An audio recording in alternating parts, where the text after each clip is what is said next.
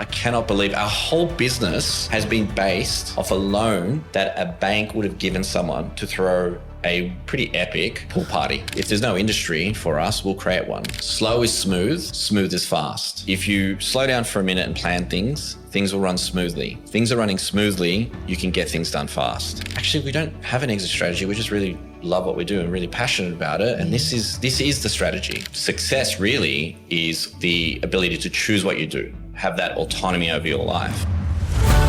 I'm Linda Habak, and this is Build Beautiful, where design meets depth. Today on Build Beautiful, we sit down with Nicholas Karlovasitis, industrial designer, co-founder of Design by Them, and someone who has quietly and consistently shaped the voice of contemporary Australian design. What began as a small idea in a Newtown apartment has grown into a globally recognised studio with a team of 35, and yet the soul of the brand has never felt diluted. In a landscape where replication often shadows originality, Nicholas and his team have stayed true to process, to product, and to people. This is a conversation about holding the line, about the tension between local making and global ambition, about what it really takes to build something with integrity when it's easier to cut corners or scale fast. We'll explore the effort behind that authenticity, the dreams that drove it, and the future Nicholas sees for design in Australia and beyond. Welcome to my conversation with Nicholas.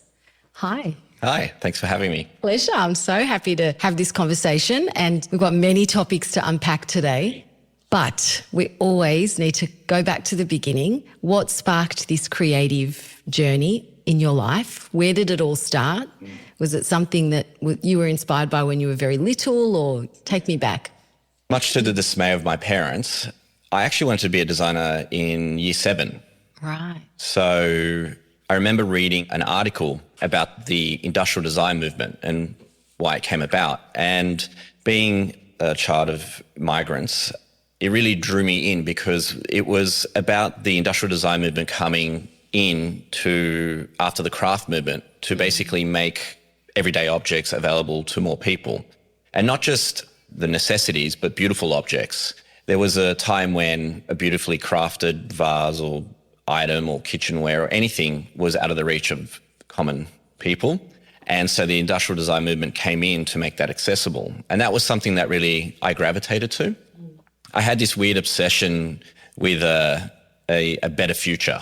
I always just thought things would always just get better, and being an industrial designer was your ability to shape the future in that way, to make things constantly better, to improve people's lives, whether it's through the objects they interact with all the way to the cars they drive and the planes they fly. So that's where it came about for me. I know Sarah was obsessed with floor plans. I think she was a secret little architect or interior designer. Yeah. You know, she was surrounded by that, and that's where her journey kind of started as well. Can I take you back for a second? You said that you were interested in things being better, life being better. Like what exactly when you're in year 7? Because I'm not sure year 7, kids in year 7 are thinking about life being better. Yeah. So what was happening for you then that you thought, I can imagine this wonderful world, a better world? Yeah, well, I think it's the optimism that comes with migration. I think you get told the stories of the harder times a lot more. So you have this kind of reference and you go, wow, my grandparents came here with nothing. And look where we are today. So there's a relativity to it. Yeah, absolutely. So you're a lot more conscious of your position in the world and like how far you've come maybe in like one generation. And so I think that was always present. I don't know why. I think that time as well, I can't remember exactly what I was reading as a kid, but I was kind of obsessed with the future. Yeah, it's amazing. Yeah, I don't know. Has that obsession stayed with you, do you think? Yeah, I think so. Guided you? Yeah, it has actually. I think there's always opportunity to make things better. And even in, I think I am a tragic optimist. Even in difficult times or bad situations, there always is the ability to improve things. And we've seen that throughout history. You think of some of the worst moments in human history, and then you look 50 years later and where is it today? And I think that's always been something that's quite inspiring to me. And I think kind of helps frame or reframe situations for me as well. I love that. Back then, what did you think success looked like versus what you think success is now? Like what the definition of success looks like for you? I was really fortunate because I had super supportive parents. And for me, success is the ability to choose what you do. Oh, I love that. Like that was my father. He sat me down and he's like, look, I've given you everything I can. I was a bit of a nerd, so I was kind of a high performer at school. And he was like, you're capable of whatever you want to do. You know, that was a generation when parents sat down and said you could do anything. And he was like, look, you're capable of doing whatever you want to do. Don't be overwhelmed by that. The one thing I want you to do is what I didn't get to do, which was choice. Have a choice in what you do. So he's like, I came here and I took on whatever job I had to take, whereas my gift to you and success really is the ability to choose what you do, have that autonomy over your life. Freedom. Yeah. And to stick by that and be great at it. And that's what he was like, I don't care if you want to be a plumber or a builder or a surgeon, just be great at it and take pride in what you do. So I had that. I've obviously, my father didn't probably say it as in such a refined way, but effectively that's what he communicated to my sister and I at a very young age. And it really stuck with me, actually. And I think it's one of those things, if I was to ever be a parent, it's one of those things I would definitely pass on. So beautiful, because I think I know from a migrant myself, migrant child, was born here, but, you know, first generation, so I get it. There's an unspoken, it's in our DNA, it's a subconscious feeling of needing to do the right thing or tick boxes. Yeah. So I think to be given permission to be able to do whatever you want is pretty extraordinary. It took a lot of weight off definitely my shoulders. I mean, being the firstborn as well, there is that firstborn son, so basically mini slave doing everything. But it was that the burden of expectation can often drown out people's dreams. And so they can take safe options or safe bets. And I think when he removed that from me, I felt really free. Amazing. Yeah. How did he feel when you decided to do industrial design UTS? I think he hoped I ignored his advice, to be honest. He's like, I said the right things, now become a surgeon. Yes. They were really supportive. Look, they definitely tried to show me different paths. And I think it's important for parents to be like, look, we know you want to do this and this is your passion, but consider everything. Absolutely. And so he tried to get me to, much to his dismay, I managed to pass and get into avionics. And it was, again, something I was definitely interested in, but it wasn't my passion. And I got accepted into this course. And so can I just clarify, avionics, is that aviation engineering? Yeah, system design for like the plane systems and things like that. And it was like a program that Qantas was running at the time. It was really interesting because I went in for the interview and they were like, congratulations, you're in. Passed the medical. They're like, you passed the medical in flying colours. I was like, yeah, I'm 17. Like, you'd hope so. 16, 17. And they're like, how old are you? Like, what got you into this? And I was like, look, I'm still studying. I'm just about to finish year 12, but I'm thinking of doing this. And it was really great. It showed I had really amazing people in my life, and these are complete strangers. And they said, maybe you should just defer this and see what other options there are for you in life. And so I was like, yeah, I think I will. As in the interviewees? Yeah. They were just like, look, you can always come back and do this. You're young. And I think that's something that young people sometimes forget. You do have time. Yes. You don't have to make your first choice your career. Try things. Try things while you're young, while you don't have that burden less of a burden of life. You can live off the fumes of an oily rag when you're young, which is sometimes the happiest times in your life. Absolutely. No pressure, no responsibility. Yeah, so enjoy it. And so they were kind of like, go out there, clearly, because they asked me what I was really passionate about. And they said, try that. You'll come back if you want and you'll pass again. And so that was great advice. Yeah. You didn't go back. No, I didn't go back, much to the dismay of my father. He's like, huh? And I'm like, nah. He's like, oh my God, I love it. Yeah. They tried. They really did try, but they always supported me. Of course, yeah. Yeah. So what was life like as a young industrial design university student, UTS back in the day? Yeah. What was life like then? It was amazing. Really? It was amazing. I was like, it wasn't work. It wasn't like, oh, I've got this assessment or, oh, I've got to go into uni. I was living the dream. Amazing. And also I think we were having a lot of fun. And I think that's also important is, would be something I would say to, and, when I taught at university as well, I would say to students, I'm like, you're never going to get this opportunity again. You're in your 20s, hopefully, early 20s or 19 onwards, 18 onwards. And I'm like, you're studying something that you're really passionate about, hopefully, and you get to party and make great friendships. Just live it. Just live this moment.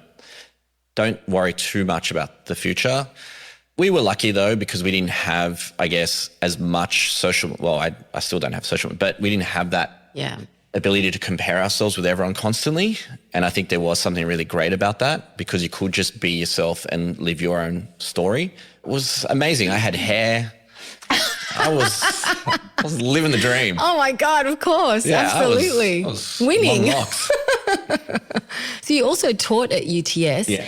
Did you work and then teach, or did you teach straight out of finishing your degree? Bit of an interesting part of that. I was actually, look, I've always been a bit of a workaholic. So I was the migrant child in you, do you think? Not all migrant children are workaholics, I'd say. I just love being busy. And I actually loved having my own money. Over the breaks, over the school holidays, sometimes I'd go help my mum working where she worked. At one time, she was working at this paper factory. And I remember, because it was so eye-opening, I would see how hard she would work. And then basically I was like, wait a minute, how much do you get paid an hour? And then she would tell me. And then I was like, so those shoes I want are like 8 hours for you doing this. And so I was like, wow, things cost money and money requires work. And that's the work that my parents have to do to give me this. Look, my parents were we had everything and they spoiled us.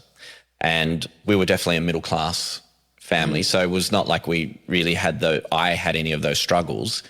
But it definitely made me understand, like, oh, my dad will love this, the value of the dollar. He'd always say. The value of the dollar. The value of the dollar. And he's like, that dollar is not worth $1. That's worth X amount of time or effort.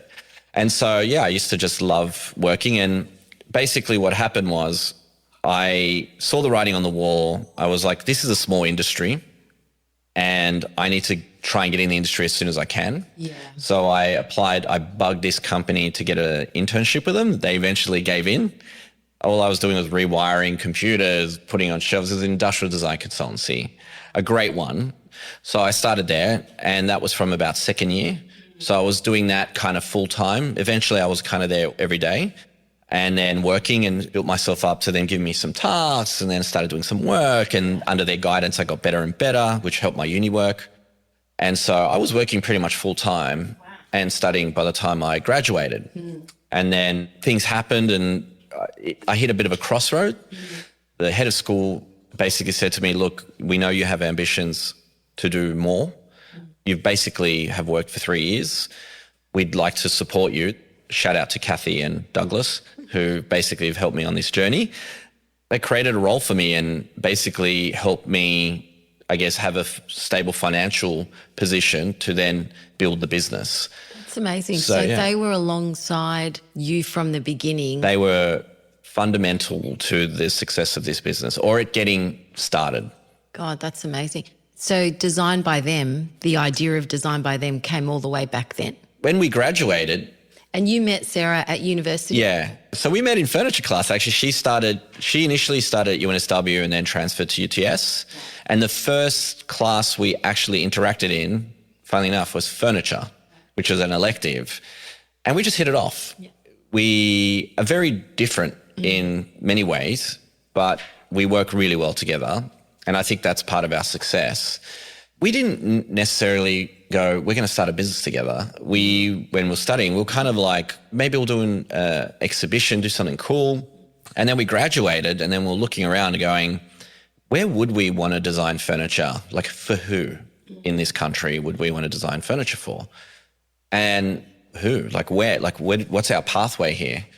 And we were seeing all our lecturers and peers, people we really respected and were highly successful in our eyes, constantly trying to have their works produced by Italian brands or Danish brands. And it was just this export of IP. And we're like, this is crazy. And back in that time as well, which is probably 20 years ago now, maybe a little bit longer, there were very few, I mean, designers take it for granted today, but there were very few brands who were like pushing Australian design, especially furniture, and who were really committed to it as their sole vision. So that was kind of the thing. We kind of got out of there and we're like, well, if there's no industry for us, we'll create one. So naive, so optimistic. I mean, I'd love to pull out our old business plans and see the... You had a business plan? We did. That's amazing. Yeah, we did. We were...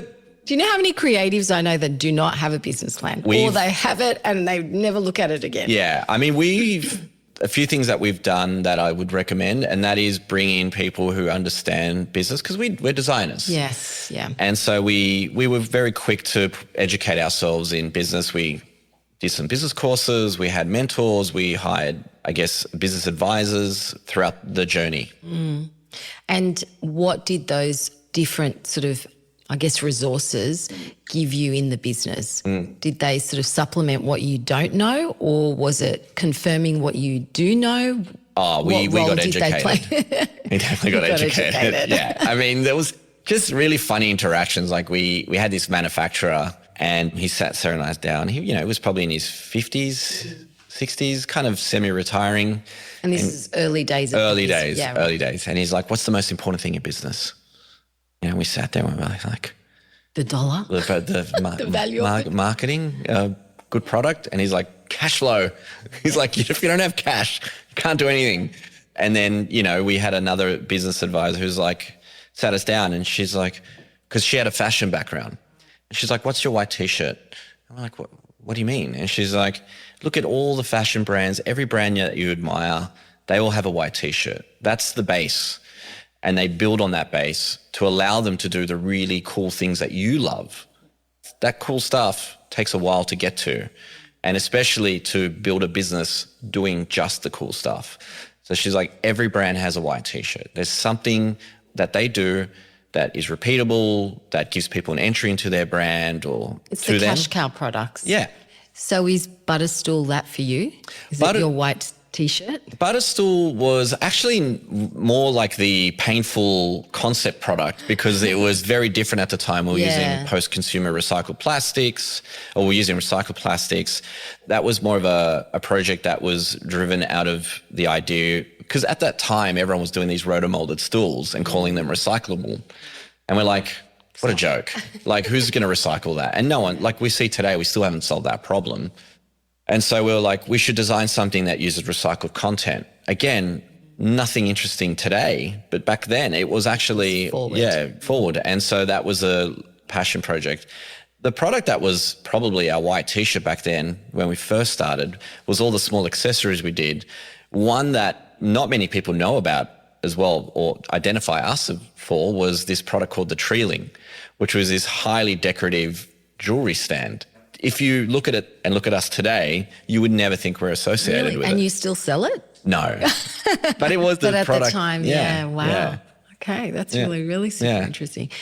So I guess I want to move into manufacturing now, because obviously the business has been around for over 18 years. 18 years, so almost 20 years. Manufacturing in Australia. So we're kind of jumping over a lot, but I want to understand the challenges from your perspective, because you're right, back then there weren't a lot of companies that were pushing Australian design. There were a few. But I think if you're new, you've come out of uni, where do you go? So you've created it yourself. So what does that look like, creating it yourself? How do you create a market that really is not that established then? How do you do it? And what were the challenges in doing it? The challenges, I think, are, and this is going back to this idea of having time. Sarah and I, if anything, knew that we had to be patient. And I think success, when you're measuring it, can often depend on the time horizon that you give. And so for us, we knew that if we were going to build something meaningful, it was going to take a lot of time and a lot of investment. So building it slowly helped us also make mistakes and it not cost us the business. So we weren't rushing. I mean, the Australian manufacturing part is an interesting part of our journey as well, because initially we made everything locally and that served us well. up to a point. There's a few things that changed. One was we've always wanted and believed that we wanted to create an accessible design brand. And so price points were a part of that, but not in that we want to do things that are cheap. I think it's really about value. And Sarah and I, we were kind of going down that road. And I don't think there's a right or wrong answer to whether you should manufacture in Australia or not. I think it all depends, and it's very nuanced. And I think people who have this very binary view, I'm probably oversimplifying it. And I think, like everything, there's a grey area. Absolutely. And I think for us, it's really where you manufacture should suit your business model and what you hope to achieve. So we wanted to build a global design brand. If you go overseas and say, hey, name me an Australian architect or interior or fashion designer or brand, people can name one. If you go overseas and say, name me an Australian furniture brand, you might get Mark Newson, who's become a brand in itself, but there isn't a collective. Yeah, no. Like you see with the Italian and Scandinavian brands or the Danish brands. And so for us, we're like, we want to build a global brand. Where do global brands manufacture? Well, mostly if they have a thriving, let's give the case of Italy. Italy is a brand in itself. Absolutely. Italian made is a brand in itself. It's recognized, it's well recognized. And so you can position yourself in that and use that. But there are plenty of Italian brands that manufacture overseas, outside of their markets. It's interesting to me, is it about manufacturing overseas that annoys people, or is it manufacturing in China? And there's this tension with China, I feel, when you talk about manufacturing. If I said, this is manufactured in Poland, people wouldn't probably come at it as aggressively. No. But if you say, oh, this is manufactured in China or Vietnam, then they do. Now, they might argue that, yes, it's because working conditions might be worse, or they may think that. And it can be. But that's where the brand that's manufacturing over there needs to uphold a standard. Exactly. And that's a responsibility of those brands. Now, it hasn't helped that a lot of fashion brands have been found out to be using less than adequate labor. But that's not the case for a lot of companies. And so it's this difficult tension. One of the other things that happened was we had a product, and this was a turning point for us. We had a product designed by Tommy Seahack. It was a letterbox. And we were selling it, I think, at the time for like $300, something around that. And that was manufactured here locally. And then one day we get a message from a customer and they're like, have you seen your letterbox has been copied? And it was copied by a large chain, supposedly. Copied. Have to be careful what I say here, but replicated. And it was an Australian company that had done that. An Australian company had basically made a copy or replicated or was inspired by our product and then sold it through a national chain. So all of a sudden our market dries up. And what was annoying for us was this affects royalties. And our goal is to create a vehicle to pay royalties to designers, Australian designers, and for them to turn what is their passion not into a hobby. I'm sick of furniture designers being like, I work this, I do this for my job, and then I design furniture. It's actually a career. It's a profession. It is. You have to be very good at it to be successful, and you should get paid. Absolutely. And so Sarah and I were like, okay, well, they saw the product costing $300 because it's made locally. They've reversed engineered it, haven't they? And they can sell it for a lot less. So did you go to court on that? Did you call them out on it? We did. What do you do in that instance? We did, and we didn't go to court. We sent a few letters, a bit of discussion. It got removed for a little bit and then reappeared. And so that was actually, I'm surprised that we even got that outcome knowing what I know today, because it was quite early on. And look, I think this is the reality of business. As designers, we have to have our eyes open to these things. But it was a really good turning point for us. I actually think that was a good thing that happened, because it made Sarah and I go, well, we need to list our priorities. Yeah. Our number one priority is the designer, then manufacturers. I'm not a I don't have a background in manufacturing. My passion is design. And for me, the other thing was we didn't want to be limited. Like Australia, there is definitely a case for manufacturing in Australia, and there's definitely some industries where we do really great work. But there are some industries where we are just behind or don't have that competitive edge. And it's not because the manufacturers aren't good or they don't want to be like invest. It's just that the economic environment doesn't support it. Doesn't support it. So Governments don't support it. Yeah, that's right. There's no subsidies. They're not supported. I feel for them. I really do. Because basically successive Australian governments, even though they get out there and say, let's do it locally, they're not putting the money into it. No, they're not. They're not subsidising it. They're not. And so it's difficult for them to remain competitive, especially in what we do, which is, I guess, volume-based, high quality. It's a little bit different and challenging for them. They're not geared towards that. They're very generalists. Whereas manufacturers overseas would be like, we make chairs or we make lounges or we make, like they're very specialized. And so here they're just a bit more generalist. So how do you navigate, how do you transition that? Like even if you have the vision of wanting to stay local, you simply can't if you want to scale and if you want to be a global brand. Yeah. So at what point did you make the decision to transition from local to manufacturing overseas? Yeah. And how did you reconcile that? And did you get any backlash from that?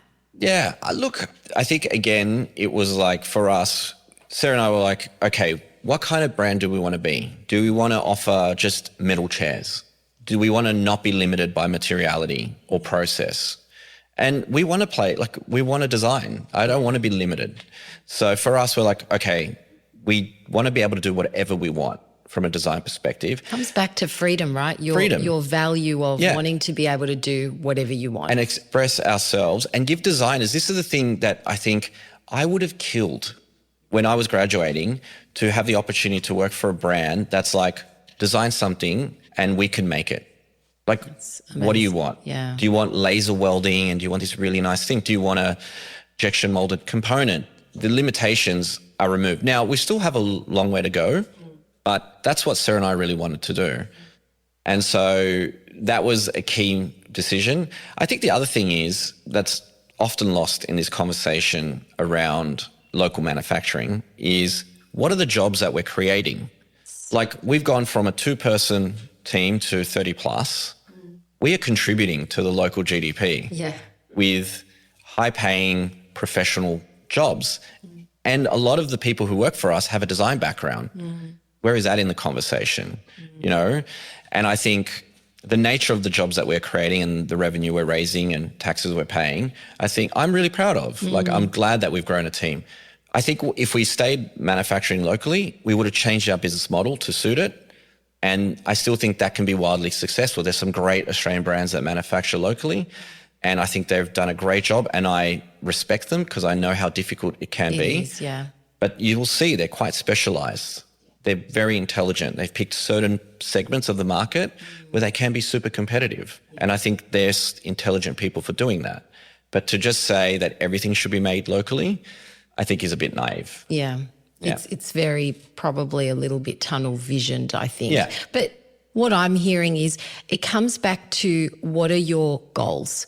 Like you really have to be intentional about what you're creating, what you're building, and then build the business around that. Yeah. And so it sounds to me like you guys were very clear on what sort of business you wanted to create.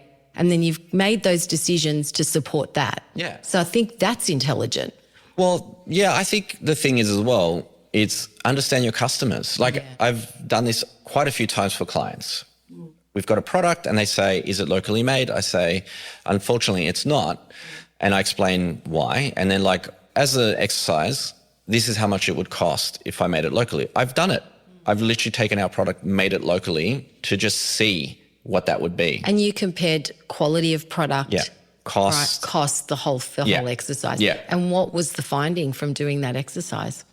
So we have a timber stool that was, I think that we sell, I mean, I'm terrible with prices, but somewhere between $500 and $600. This would have cost closer to $1,500. To make it here.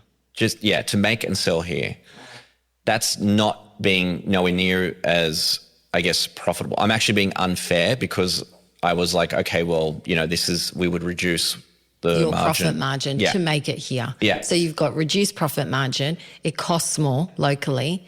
So, I mean, they're the decisions you have to straddle, right? It's like, how do you maintain authenticity, the essence of the brand, but still a viable business that's healthy? And also, who is going to buy it? That's the thing. I'm happy to sell a stool locally made for $1,500, but who's going to buy it?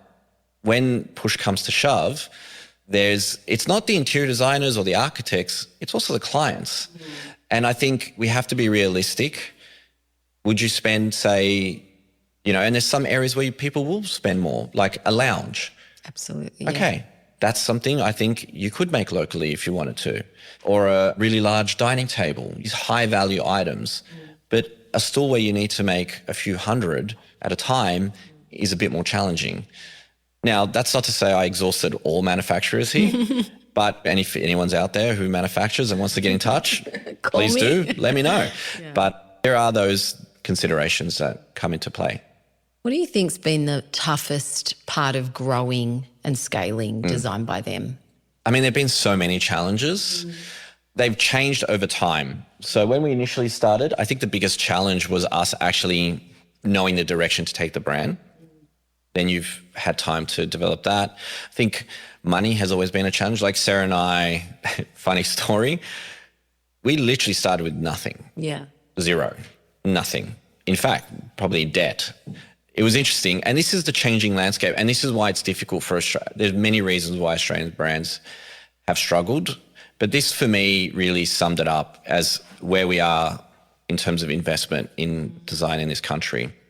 We actually had a business plan made. We went to the bank and we're like, we've got orders. Here's our business plan. Here you go. And they said, we can't give you money. And we're like, how come? And they're like, you don't have 5 years of trading. The branch manager, this was my local branch. I mean, this is when you actually knew the people in your branch. Was when like, they still existed and you could walk in because they don't exist anymore. Yeah. And they were like, look, Nick, you've had a credit card since you were pretty young. You've always worked. You've got good history. Why don't you take a personal loan? But whatever you do not say you're using it for business. And I was like, this is crazy. So, and she said, look, just call up. If they reject you, just call back. That was back in the day. The branch manager. Yeah. She was great. Like I said, we've had really amazing people as part of our journey. So I call up and I was like, I'm going to say the most ridiculous thing just to see. So I call up and I was like, look, I want to throw a really epic pool party and I want to buy a giant inflatable pool. I just want to use it once. And I think at the time I was like, I need $30,000 for it. And they're like, one moment. And I was like, are they actually considering this? They came back and they offered me, I think it was 50 at the time. And I was like, back then that was a lot of money for me.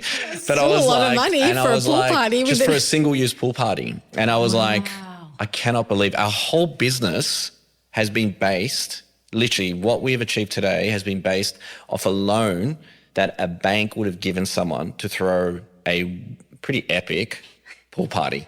Have we had the party? So 20-year anniversary, I want to throw a pool party and I'm going to contact the bank and they're going to sponsor it. But that's the crazy nature. Isn't that sad and scary? But what it taught us was if you want something, you may have to take an indirect road to that point.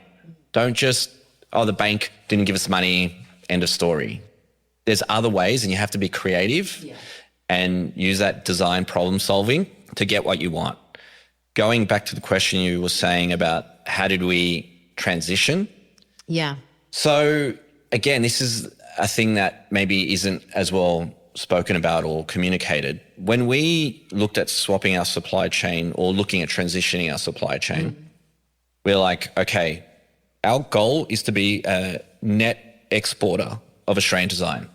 So Sarah and I will feel like we've achieved what we've wanted to achieve when we're selling more Australian design overseas than in the local market. To do that, we have to be able to ship globally. Now, fun fact, believe it or not, shipping out of Australia isn't very cost effective. So we're like, okay, where is the hub of manufacturing? China is one, Italy is another. So we do manufacture primarily in China, but we also manufacture in Japan, Malaysia. We were doing a little bit in Vietnam. We do a little bit in India. At the time, we were doing some in the US and in Italy. But China, we were like, this is going to be the central hub. It took us 5 years to set up our supply chain over there. And it is something we work on literally every day. That was my next question, is how do you navigate setting up a supply chain out of Asia? Yeah, it's just lots of trial and error. The other thing we were like, okay, know our limitations. Yeah. Let's not try and do this. Initially, we tried to go on our own and pick individual factories to work with. And that worked relatively well, but it quickly became difficult to manage. So we're like, you know what, we need more oversight. We need someone local there that understands us. So we partnered with a company who basically manages that part for us. And that's the compliance, the environmental credentials, visiting the factories, making sure they're all up to date. They actually manufacture for many global brands. So we're in the same factories as a lot of our competitors. And so that was a key part of the strategy. And did you have teething problems coming on board with them, or did that sort of feel like it solved a lot of problems? There's always issues in manufacturing. Because how do you maintain your standards? How do you maintain that Vigorous integrity? Quality, integrity. control, really great documentation. Ultimately, you have a production line, and 1 week you have a person on that production line. The next week you have a different person on that production line. So you have to design, document, and create processes that accommodate for that. It could be something as simple as a person puts the setting on the welding machine slightly off, and now you have an inferior weld. That's really hard to spot. So that quality control is really important. It's something we literally work on every day. There's the documentation, the testing, it's constant. It's never done. Anyone who's designing product out there or thinking about getting into product design, it is never done. And if you think it's done, you're just waiting for a problem. What's your biggest advice for someone? Because I know a couple of designers that I've spoken to on and off the podcast who are really interested in producing a range of furniture. Yeah. What's your biggest advice to them? Take a step back and don't think about the product. Think about the life you want to live, and that can then determine the path you go down. What do you mean by that? So do you want to manage manufacturing? Do you want to be dealing with problems? If you say, I want to have total control on everything, then yeah, you can design something, contact a manufacturer, get it made for yourself and do all that. That's all in. Do you just have a passion for designing product, but you have other pursuits? Or, well, there's the other spectrum where you can work with a brand and get paid a royalty. You give them the design, they develop it, they put all the R&D and testing, they do all that, and then it goes to market and you get a royalty ongoing. And then there's things in between. With your designers that you work with. And then there's a few things in between. So I always say, think about the lifestyle you want. Think about how involved you want to get. Sure. And then there is where you'll sit. And so a designer who's getting the royalty, yes, they're probably not making as much margin as someone who's doing everything, but they don't have to. But they're also not taking the risk. They're taking all the risk. Yeah. And so that's what I'm saying. It's like, where do you want to be? Got to decide what your end game is and reverse engineer it and work back from there. One of my favorite things, and Sarah will say this, is paying the royalty bills. Yeah. It's the best. It's what the brand was built for. Yes. And so there are some designers who are making very good money, and it's great. And they literally just get a payment. And they've done the work, but it's coming through. Yeah. So I want to talk about design now and working with designers. You said that that was the reason the business was developed and the brand was developed. So can you just, in your own words, explain to me what the essence of Design by Them is? And has it changed, or has it, because I said this to you on the phone, I feel like with Design by Them, yes, absolutely, it's grown and scaled, but I feel like the essence of the brand from when I first came across it, like maybe 10, 12 years ago, when I really got into design myself, it feels like you've really stayed true to the essence of the brand. And, you know, some brands have done that and some brands have not. And so I think I'd love to sort of understand. The thing is, the brand has changed, and I think it's getting better and better. I think we're learning. Like, we are getting better at what we do, and I think that's great. That's how I feel, whether that's what other people think, and that's totally up to them. But I think we've really focused on the brand. I think the thing is that everything that goes through Design by Them goes through Sarah and me. And so there's that consistency is there. We have an amazing team. That helps a lot. In fact, it's everything, because Sarah and I can't do this alone. And, you know, you have to have great people to achieve the things that we want to achieve. I think for us, we've always said we want to be an ambitious brand. That helps push ourselves and not get too comfortable. We're constantly trying to do better.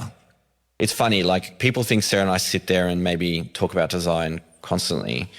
We will talk more about systems integrations, and my calendar is basically, I have like a systems meeting, a people meeting. It's how do we make the business run so we can deliver design better? Then we can make sure that, you know, we have time for design. But really, it's about getting your house in order. Systems and processes will set you free. Yes. Kate Nixon's episode's coming out very soon. Systems and processes. Yeah. And it was interesting, I think, because we didn't have a background in business. Yeah. Everything we looked at, we were approaching, we're like, this is crazy. Like, I remember when we set up our website, we looked online and we looked at everyone's websites and we're like, why doesn't anyone have their prices on their website? I do love that. I'm like, Yeah. are we trying to sell things to people? Like, why does someone have to call me to get a price? Like, even just a retail price. Yeah, trade price, you could put it behind a portal and do all that stuff. Yeah, I get that. But it's like, are we that insecure that we're worried about our competitors knowing our price? Aren't we here to sell things to people? Aren't we trying to make things accessible? Like, interior design and architects are so time poor. Why put up a barrier? Absolutely. Like, I just was like, we're like, are we missing something? And it's 2 days. By the time you send that email to get a price for it to come back, that's 2 days. In 2 days, that ship has sailed. I've got a I million hate waiting other for things. Yeah. Like, I'm like, why am I asking you? And so, you know, there was things like that. And then investing in technology and systems, and we're constantly working on those things.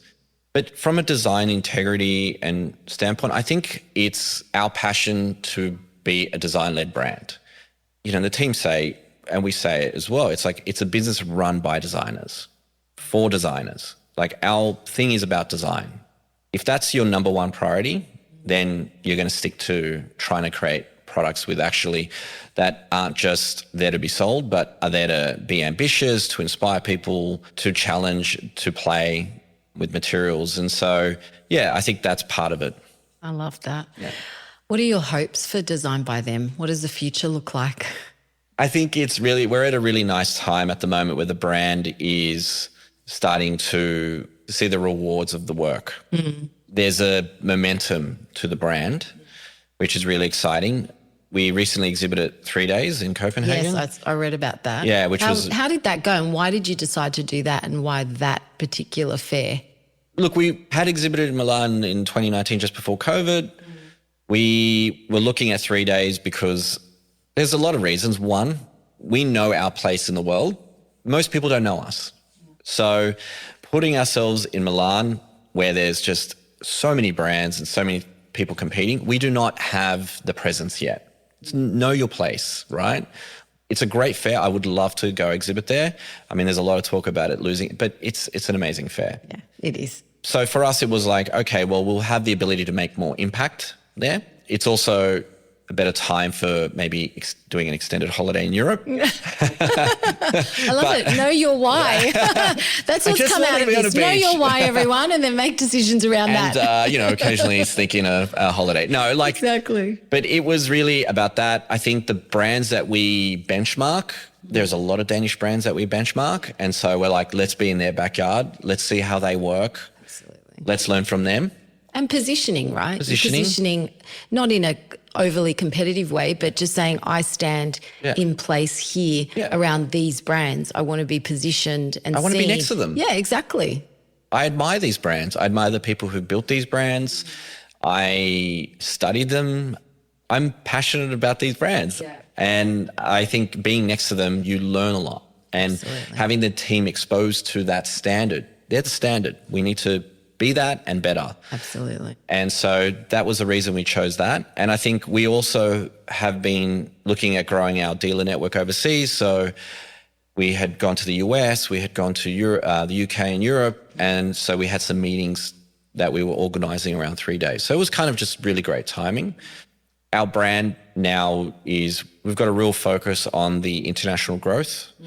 So we've established some dealers recently. I mean, New Zealand isn't, it's basically Australia. We're so close to each other. We're like siblings. But it's a big step for us. We've got a dealer in Dubai. We've just onboarded a few in the UK, potentially one in the Netherlands, and we're just finalizing some in the US. So for us, it's that global expansion, but do it with purpose. Don't rush, take your time. We've got time. I love that. I think this whole conversation for me, because I'm always in a hurry for everything in my life, generally. My parents will tell you that. But what your story gives us permission to say, it's okay to take your time. It's okay to build slowly and not feel like you have to be running at 1,000,000 miles an hour. Yeah. Because I always feel like I'm running out of time. There's a million things I want to do, but actually, no, to do something with purpose and that also lasts. Yeah. And that's the thing. You can be sort of a flash in a pan, but that's not the case at all. I think if you're trying to build something really big and meaningful and challenging, we talk about the perfection paralysis as well. And so you have to get the balance right. Don't be so slow. Like there's things that you can be quick with and there's things that you can be slow with. And there's times to accelerate and there's times to pull back. But it's just look at the time horizons you're trying to achieve things.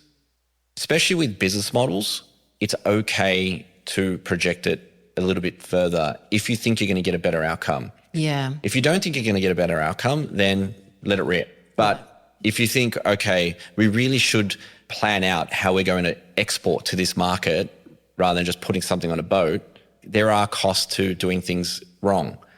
A friend of mine told me something that someone had told him, so this is all offhand. And I love this saying, which is, slow is smooth, smooth is fast. So if you slow down for a minute and plan things, things will run smoothly. Things are running smoothly, you can get things done fast. And I think there's a time to invest in planning and doing things well. And often if you get those things done properly, especially for complex tasks, then you can actually start hammering through them as well. That is awesome. I love that. Yeah, I would love to take credit for it, but I didn't come up with that. It's all right. We're going to say you said it. You came up with it. What excites you about the future of design in Australia? I think there's just so much talent and I see designers coming through. And look, there is this obsession with new. And I think it's not just new designers who are doing really cool, interesting things. I think there are some really great established designers who are doing great things as well. I just think we're in a very great industry here. Australian design in terms of interiors and architecture is incredible. And we are a small part of that. And it has actually helped us as a brand. I think the thing is, it's not lost on us. When a designer buys one of our products, and I say this to the team, think about all the choices they've had and they've chosen us. That is so humbling. It's such a win. And so we're really well supported here. Hopefully what we can do is take that support and grow a brand that the Australian design industry would be proud of and saying, I remember that brand. I bought one of their things when they were like, Nick had hair when I dealt with him and now they're like this global brand. And I think we all contribute to each other's success. A rising tide lifts all, ships. Absolutely. I think we piggyback off the great work that the interior designers and architects in this industry have created. Our interiors are world class. Some of our commercial projects are insane and hospitality projects. You just realize that we are in the best of times. For us, it's definitely contributed to our success and what we're going to do. I joke around with the team, like I have no interest in buying a Porsche. I want to build a brand. So whatever money I'm going to get, I'm going to put it back into that because that's my passion. And hopefully we can build something. And one day I can get a Porsche when I'm too old to drive it fast. Drive it. Yeah. But you definitely won't need hair then. No, it can't be a convertible. It'll look like I'm having a midlife crisis. What I'm hearing is this really entrepreneurial spirit. That's a mindset. That's a real caricature of an entrepreneur. Yeah. So I'm trying to work out, where does that really come from?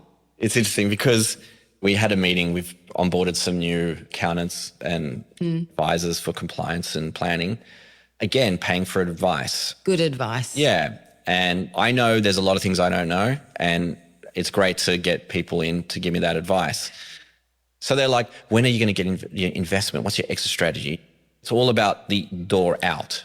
And we were just sitting there. We're like, actually, we don't have an exit strategy. We just really love what we do and really passionate about it. And this is the strategy. There's no exit. This is what we love doing. For now, who knows what will happen, but we love what we do. And they were looking at us like, it was like I was speaking another language. But you're talking to accountants. Yeah.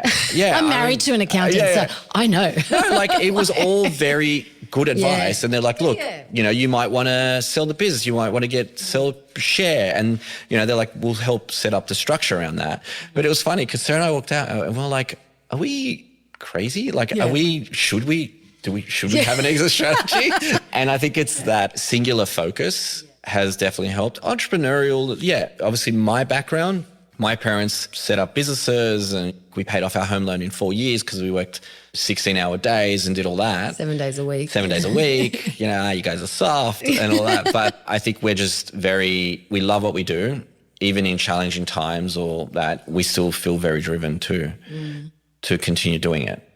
Business can be challenging, but it can also be fun if you approach it as a designer. Yeah, absolutely. Yeah. Well, you're approaching it like with that problem solving. What am I solving today? Yeah. What am I doing today? How am I pivoting to make a different choice? What is success to you? Exactly. And I asked you that at the beginning of the episode. What did success look like then? And what does it look like now to you? I think it's the same thing. I feel very successful because I do what I love. And so I do feel I design furniture. That's so niche. Yeah. It's so niche. And you're making a living out of it, and you've got global domination going on. So, I don't know about global domination. Look, we're working towards it. We are working towards it. But, I think I hope that in my lifetime, I get to see it be what I envision it to be. But I'm also comfortable with the reality that I may not be around to see that happen. And I think that's why we're building a brand. It's something that hopefully will outlast Sarah and me. And that gives it time to be successful. If it's about money, and look, money, I talk about this a lot, like money is so important if you're going to use it to do things with it. It can also be a trap, because if you become singularly focused on that, then you may lose sight of what you wanted to achieve. And so understanding your purpose and your goal and the why you're doing this is probably fundamental. But I also don't want designers to be like, I don't care about money. You should care. It's important, and designers should be successful and benefit from it. Because money is about value. Yeah. It's an exchange of value, actually, more than it is about anything else. Yeah. It's a mindset shift for sure. And one of the topics we talk about a lot on this with almost every guest is just the value of money and charging for your value, and how do you do that? Because it's an exchange of values. Yeah, it is. It's a value system that we've created. Yeah. But success, I think, is exporting more Australian design overseas than here in terms of IP. This is the thing. We're in the business of IP. How are you protecting IP? Yeah, you have to do design registrations. You have to have lawyers. We have a company that basically I meet with every week that monitors intellectual property and infringements and copyright infringements. It's a role. It's an unfortunate part of what we do. And you have to make the decision sometimes of like, is it worth me putting money into protecting this, or to keep evolving and having people trying to catch up? And I think our goal is, we want to protect our IP for sure, and we make people aware of that. But at the same time, we want our money to go into growth. And so growing the business, growing the team, improving the products, improving our systems. It's all about being with a growth mindset, or this mindset of improvement. We're coming to the end of this awesome conversation. We ask every guest, our last question, signature question, is what does Build Beautiful mean to you? I think on the theme of what we've been discussing, I think something that is enduring. I was thinking about this on the way over. Anything that's beautiful tends to be quite enduring. There's a reason why we visit some old relics and things like that. And I think it's that enduring nature of really beautiful, well-considered design that for me is really important. When we design products, we're thinking about the product we're designing 30, 40 years in the past and today. And would it work in the past and will it work today? And if it works in both those, we know that history repeats itself. Yeah, absolutely. So yeah, build something that's enduring is the real beauty. There's real beauty in it. So perfect. Perfect ending to an awesome conversation. Thank you so much. Thanks for having me. So really enjoyed it. So good. Thank you for listening to Build Beautiful. If this conversation resonated with you, I'd love it if you'd follow the show, leave a review, or share it with someone who's building something meaningful. It matters more than you know. Follow us on Instagram at Build Beautiful Podcast. Until next time, keep creating with intention, and together we build beautiful.